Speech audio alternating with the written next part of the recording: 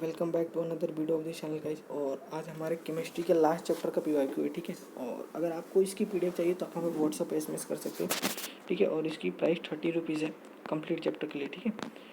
10 के 10 चैप्टर, ठीक है। उसके बाद अपन डिस्कस करते हैं चैप्टर के क्वेश्चन, ठीक है। पीवाईक्यू सुक्रोज का हावर्त सूत्र लिखिए, ठीक है। सुक्रोज की अपचयी शर्करा है क्यों। उसके बाद है क्वेश्चन नंबर 2 की बात करते हैं। विटामिन ए, बी, सी और डी को जल तथा वसा में विलेयता के आधार पर वर्गित कर उनकी तुलना कीजिए, ठीक है। उसके बाद आते हैं थर्ड नंबर क्वेश्चन, मोनोसेकेराइड क्या होते हैं, ठीक है। वो क्वेश्चन 2014 का क्वेश्चन है वो। और उसके बाद क्वेश्चन नंबर 4 की बात करें, वह रासायनिक अभिक्रिया लिखिए जिससे ग्लूकोज में कार्बोनिल समूह की उपस्थिति की पुष्टि होती है, ठीक है। और उसके बाद आते हैं क्वेश्चन नंबर 5, प्रोटीन के व्यतिकरण को समझाइए एक उदाहरण के साथ, ठीक है। और ये क्वेश्चन है 2015, 18 और 22, ठीक है। कंटिन्यू रिपीटेड क्वेश्चन है। उसके बाद आते हैं क्वेश्चन नंबर 6, मोनोसेकेराइड किसे कहते हैं, परिभाषा लिखिए। 2014 का क्वेश्चन है। बी पार्ट की बात करते हैं। बी पार्ट में भी 2 पार्ट दे रखे हैं। फर्स्ट की बात करते हैं, डीएनए में पूर्ण जल अपघटन से प्राप्त होने वाले यौगिक का नाम लिखिए। सेकेंड पार्ट की बात करते हैं, डीएनए एवं आरएनए अणु में उपस्थित शर्करा अर्धांश इकाई क्रिया संरचना सूत्र लिखिए, ठीक है। उसके बाद आते हैं सी पार्ट के लिए, किसी दुर्घटना में मृतक के शरीर की पहचान करने वाली डीएनए से संबंधित विधियों का नाम लिखिए।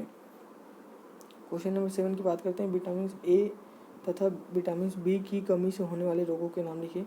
बी पार्ट की बात करते हैं, शर्करा के आधार पर डीएनए एवं आरएनए में अंतर लिखिए, ठीक है। उसके बाद ये बी 8 नंबर क्वेश्चन आप देख लेना।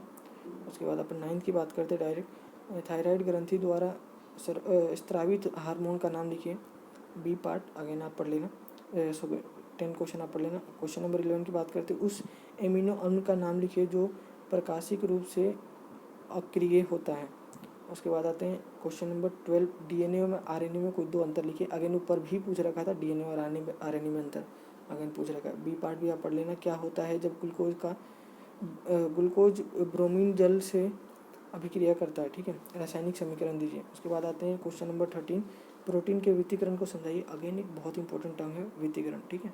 कुछ 2022 में पूछ रखा है, लेकिन 20 एक बार और पूछ रखा है। देखो 22 और 15 में भी पूछ रखा है, 15 और 18, प्रोटीन के व्यतिकरण को समझाइए, ठीक है।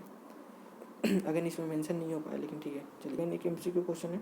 क्वेश्चन नंबर 16, सुक्रोज की हावर संरचना द्वारा निरूपित कीजिए, ठीक है। ये आप पढ़ सकते हो, ठीक है। अगर आप इंटरेस्टेड हो पीडीएफ के लिए, ओनली पीडीएफ, तो आपको पीडीएफ 30 रुपये में कंप्लीट चैप्टर की पीडीएफ मिल जाएगी, ठीक है। आप हमें व्हाट्सएप पे मैसेज कर सकते हो, जो हमारा नंबर मेंशन है, ठीक है। और अपन मिलते हैं अगले वीडियो में, और इसके इंग्लिश मीडियम के पीवाईक्यू डिस्कस करेंगे। अभी अपनी फिजिक्स की भी पीवाईक्यू रिलीज हो चुकी है, तो आपको अगर बाई करना है तो आप बाई कर सकते हो पीडीएफ, ठीक है। तब तक मिलते हैं अगली वीडियो में, तब तक के लिए बाय।